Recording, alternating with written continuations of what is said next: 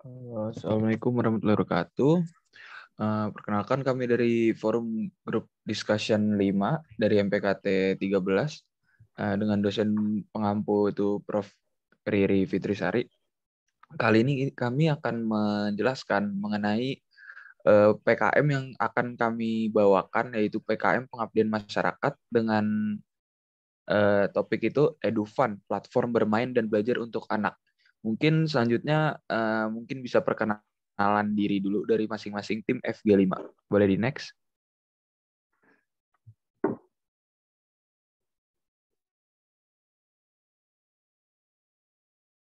Oke, mungkin dari pertama saya, perkenalkan nama saya Muhammad Rahan Aditya Putra dari Departemen Teknik Mesin dengan NPM 21066499990. Boleh dilanjut?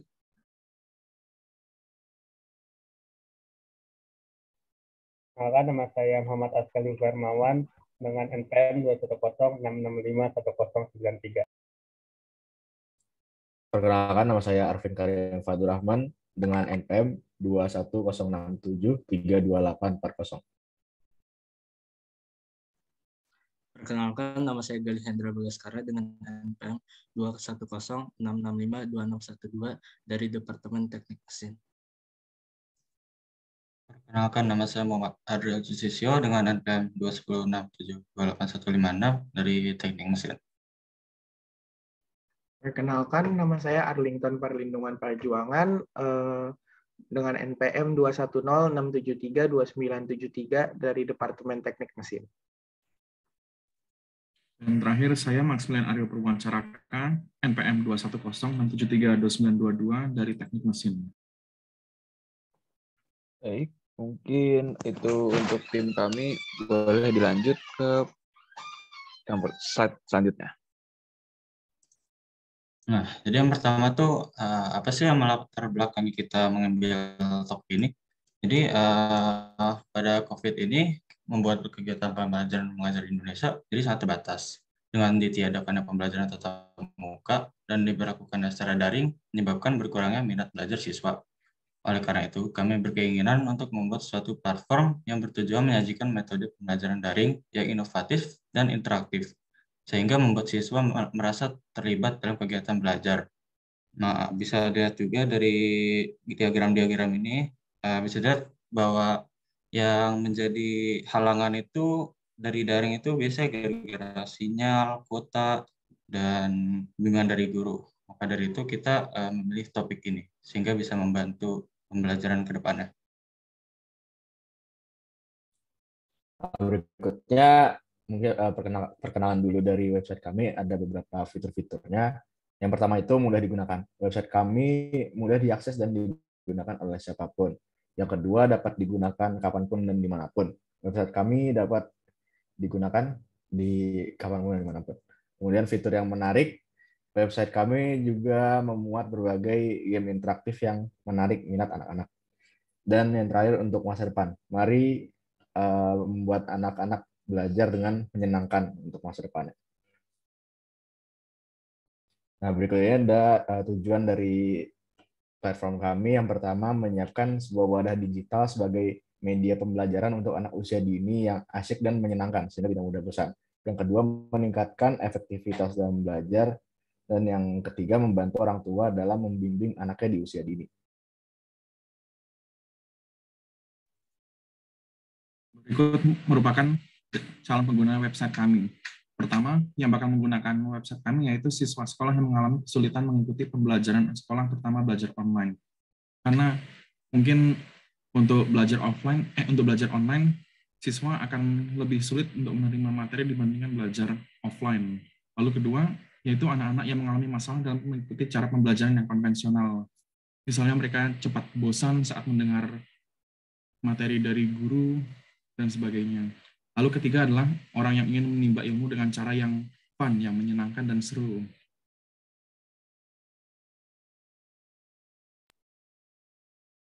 Lalu selanjutnya ada kelebihan dari website kami.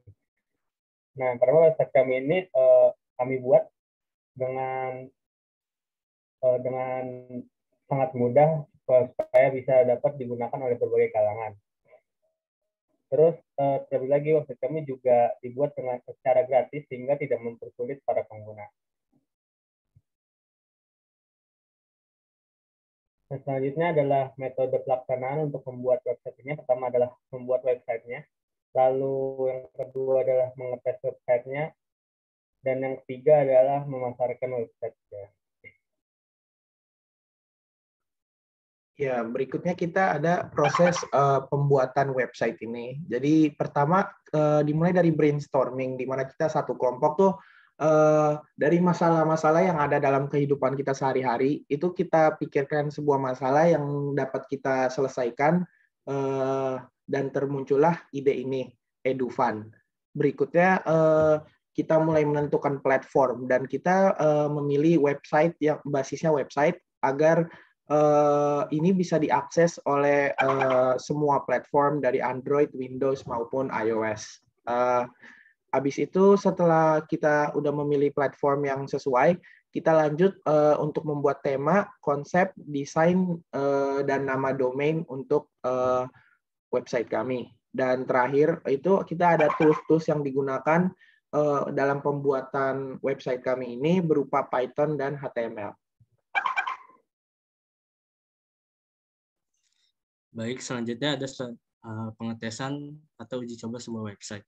Yang pertama dengan unit testing, di mana pengetesan dilakukan untuk mengecek trial and error sebuah website seperti mendeteksi bug ataupun website sudah berjalan dengan baik.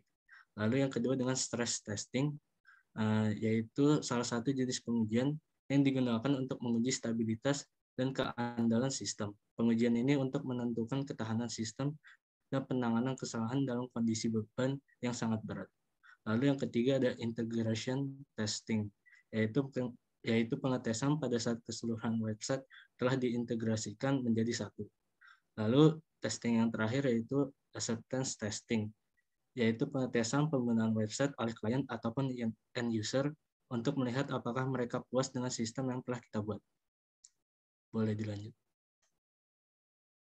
Oke, selanjutnya ada memasarkan website. Yang pertama itu menggunakan kata kunci yang memiliki nilai pencarian. Nilai pencarian itu sendiri kita bisa mencari di ads.google.com dengan contoh misalnya kali ini misalnya di website kami yaitu EduFund. Kata kuncinya bisa dicari dengan cara memasuki ke ads.google.com yang nantinya akan keluar media belajar anak yang menyenangkan. Oke, selanjutnya itu memperbaiki isi konten dan website. Mungkin emang untuk pertama kali website tidak akan sempurna dan seiring berjalannya waktu akan kami improve selalu untuk mendapatkan market yang lebih luas. Selanjutnya ada backlink. Backlink sendiri itu bisa mempromosikan website kami dengan reputasi yang baik yang asalnya itu dari Google. Langkah promosi juga ini gratis dan juga bisa dimasukkan ke situs-situs yang mungkin lebih sudah terkenal gitu seperti di media berita ataupun yang lainnya. Selanjutnya dimasukkan ke Google Ads. Google Ads itu sendiri merupakan advertisement yang disediakan oleh Google namun berbayar. Mungkin ini untuk tahap selanjutnya setelah menggunakan backlink. Dan yang terakhir itu menggunakan jasa promosi dan konsultasi. Mungkin jasa promosi sendiri bisa dengan bisnis yang kita tidak memiliki waktu untuk mengurusi websitenya dan juga untuk konsultasi sendiri apa saja improvement yang bisa ditingkatkan demi mendapat market yang lebih luas. Boleh selanjutnya. Mungkin ini untuk mock up website yang akan kami buat. Contohnya seperti ini tampilan awalnya.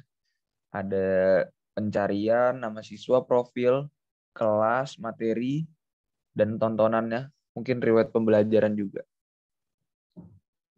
Oke, next. Oke, mungkin sekian dari presentasi PKM dari Fokus Group Discussion 5 dari MPKT 13. Sebelumnya ingin mengucapkan terima kasih dan mohon maaf jika ada kesalahan dalam penyampaian. Selamat malam. Assalamualaikum warahmatullahi wabarakatuh. Waalaikumsalam.